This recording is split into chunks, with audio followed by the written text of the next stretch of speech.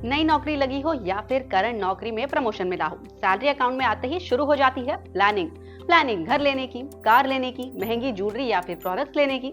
नौकरी पेशा लोगों में एक बड़ा हिस्सा उन लोगों का भी है जो अपनी प्लानिंग में एसआईपीज, इंश्योरेंस, फिक्स डिपॉजिट जैसी चीजें प्लान करते हैं। लेकिन बहुत कम लोग ऐसे हैं जो आपको मिलेंगे जो ये प्लान करते हैं कि उन्हें एक इमरजेंसी फंड बनाना है। आपने भी इमरजेंसी फंड नहीं बनाया है ना? कोई बात नहीं, हो सकता है कि आपके फाइनेंशियल एडवाइजर ने आपको इस बारे में बताया ही ना हो। आज के इस वीडियो में हम इसी इमरजेंसी फंड के बारे में बात करेंगे और सबसे जरूरी ये है कि कम सैलरी में भी आप ये फंड कैसे बना सकते हैं। तो चलिए इसे समझाते हैं। सबसे पहले बात करते हैं कि इमरजेंसी फंड क्या है और इसकी जरूरत क्यों है।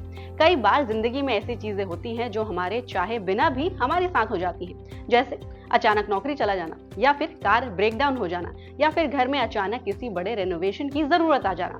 ऐसे में होता यह है कि हमारी रेगुलर इनकम और खर्चों के बीच ये बड़े खर्चे हम उठाने की हिम्मत नहीं जुटा पाते और नौकरी जाने की स्थिति में तो मामला और बिगड़ सकता है। और अब घर का राशन पानी या रेंट जैसी चीजें कैसे मैनेज होंगी? इन्हीं सिचुएशन से बचने के लिए सबसे अच्छी स्ट्रैटेजी होती है एक इमरजेंसी फंड। इमरजेंसी फंड में हमें ऐसे समय पर अपने रेगुलर खर्चों को जारी रखने की ताकत देता है और ऐसे मुसीबत के समय में हमें किसी फाइनेंशियल डिस्ट्रेस में जाने से भी बचाता है। अब आप पूछेंगे कि ये फंड कितना होना चाहिए? एक्सपर्ट्स के मुताबिक ये फंड आपके 3 से 6 महीने के खर्च के बराबर होना चाहिए। इसे ऐसे समझिए कि अगर किसी इंसान का खर्च 50,000 रुपए हर महीने का है और अचानक से उसकी नौकरी चली जाती है, तो अगले 3 से 6 महीने तक या अगली नौकरी मिलने तक उसे सरवाइव करने के लिए 3 से 6 महीने का खर्च यानी कि करीब 1.5 लाख से 3 लाख रुपए का फंड उसके पास जमा होना चाहिए।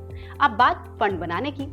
सबसे पहला स्टेप है कि आप अपना फाइनेंशियल गोल यानी कि कितना पैसा आपको जमा करना है वो डिसाइड कर लीजिए। इस गोल के तय होने से ही आप स्ट्रैटेजी बना पाएंगे कि आपको कितना पैसा और कैसे जमा करना है। दूसरी सबसे जरूरी चीज ये है कि आप इसके लिए एक अलग अकाउंट खोलें।